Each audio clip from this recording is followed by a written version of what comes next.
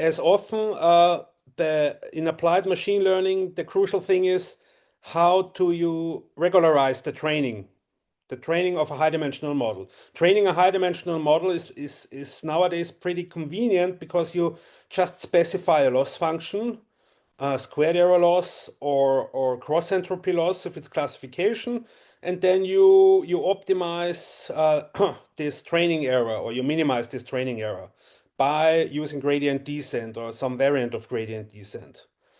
But this might typically result in overfitting since you don't have enough training data for high-dimensional models to fit them directly. So you need a regularization. You need to regularize the training. And this is the hard part in applied machine learning, to come up with this regularization term.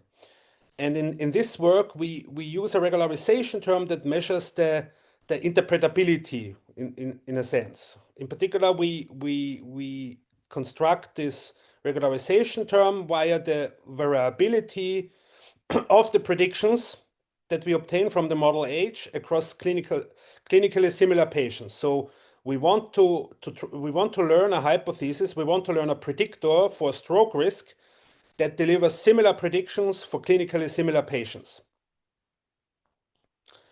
And this regularization parameter alpha here controls the level of interpretability. So if we choose alpha very large, we really want to have a very interpretable model, so to say, that very much agrees with clinical knowledge. So it delivers exactly the same predictions for patients in the same category or class, which comes at the cost of personalization, of course. So you treat everybody in the same cancer stage identically, which might not be useful or might not be the best way regarding accuracy.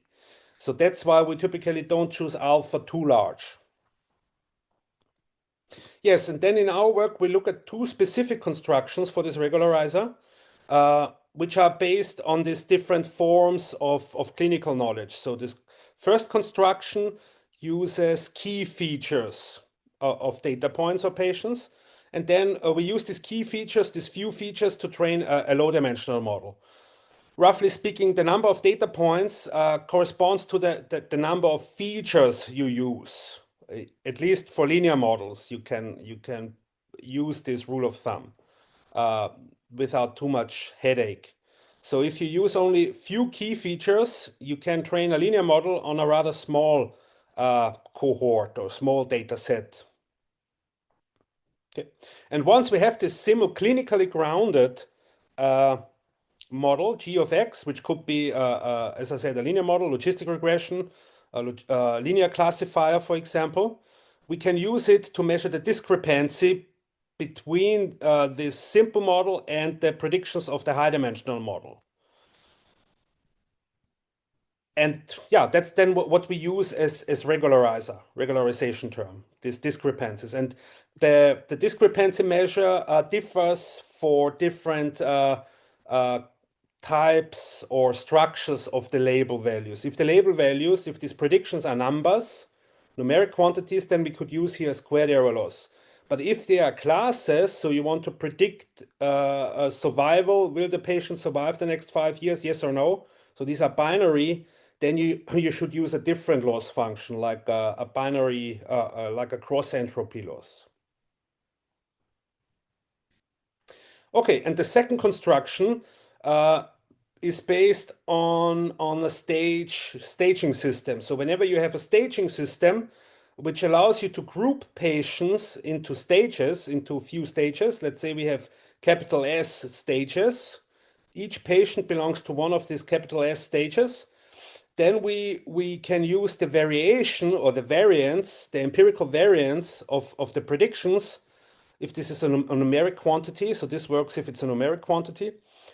We can use this variation in each stage as a measure for lack of interpretability. So the more this high-dimensional model varies for patients in the same stage, so it delivers very different predictions for patients that belong to the same stage, then we could consider it as not interpretable or not clinically grounded. So we penalize these variations. Okay, any questions so far?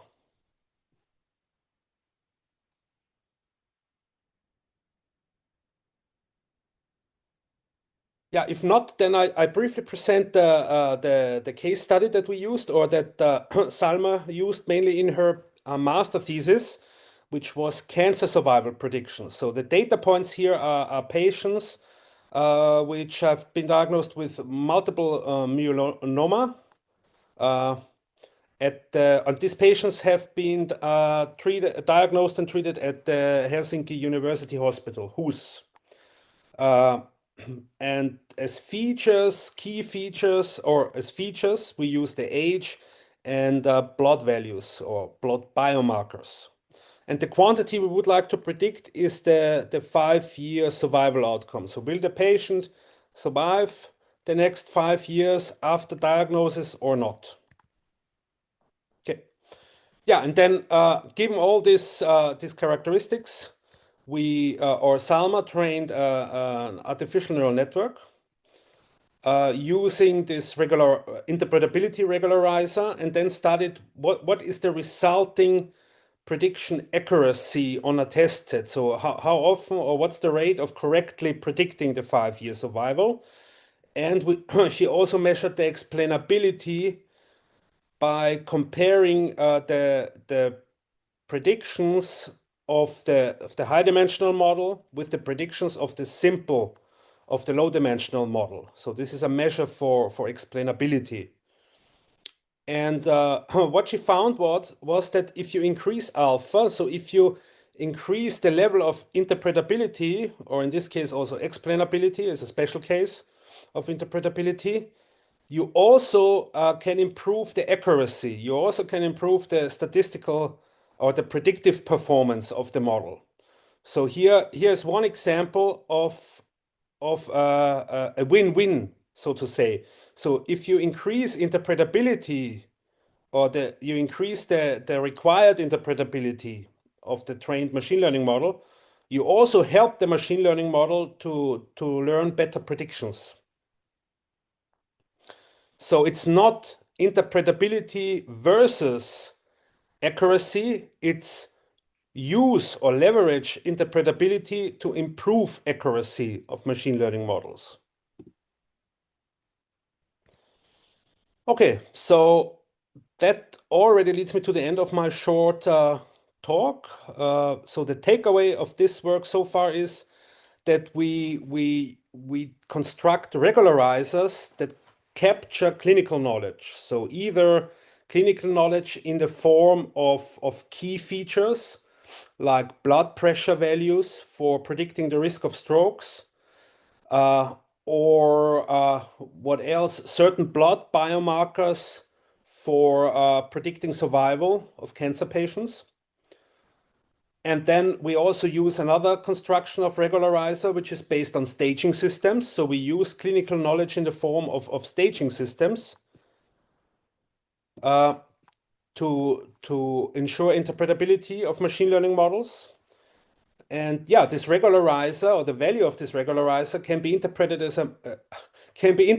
a measure of interpretability. That's a funny phrasing, I must admit.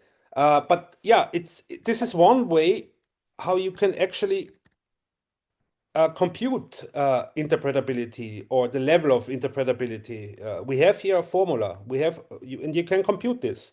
You get a number out of it, and this number then tells you, is it more interpretable or less interpretable? So this might be one way to standardize measuring interpretability, and use these measures in court cases when some patient challenges the decision of a healthcare provider. Because this decision or this prediction of a healthcare provider might result in allocating costly resources like a surgery, which is very costly, to a patient or not. And this can be a matter of life and death. Yeah, here's a question. Did the doctors at HUS, at the university hospital, take the model acceptable as accurate and interpretable? Yeah, that's a good question. As I said, there is no consensus yet. What is an interpretable model? So, what a clinician would do is, I guess, look at these key features or just determine the stage. So you just categorize patients. And that's how you get then a prediction of the survival. So there are then this, how is this called? Kaplan-Meier plots, which shows you a distribution of what's the average survival rate of stage 1 patients or stage 2 patients. So the interpretability so far is, or interpretable clinically interpretations amounts to finding out the stages. But I'm not aware, so I didn't learn yet a widely agreed upon measure of interpretability for a general purpose machine learning model. Like you use your favorite transformer networks, why not, and train it on healthcare records. How do you measure the interpretability of those? Okay. What else in the takeaway? Yeah, it's important that you see interpretability not as a hindrance, but as a form of regularization. And this can be good, this can be useful. So higher interpretability can result in higher accuracy. I also want to highlight that this notion of interpretability and explainability is subjective. So when I talk about interpretability, I should always specify for whom. For whom should this be interpretable? For me, telling the lipoprotein values of a patient as a explanation for a prediction or risk assessment is not very useful. For a clinician, it might be. So you always need to specify, you always need to target or tailor the interpretability to a certain user or user group. And in our case, the user group are clinicians. In our case, the user group are the, for example, the authors of these papers. For them, our approach is interpretable, but not maybe for example, for me, when I'm as a machine learning scientist, go to whose lab for a treatment. So for me, it might not be interpretable. Sorry. Any questions so far?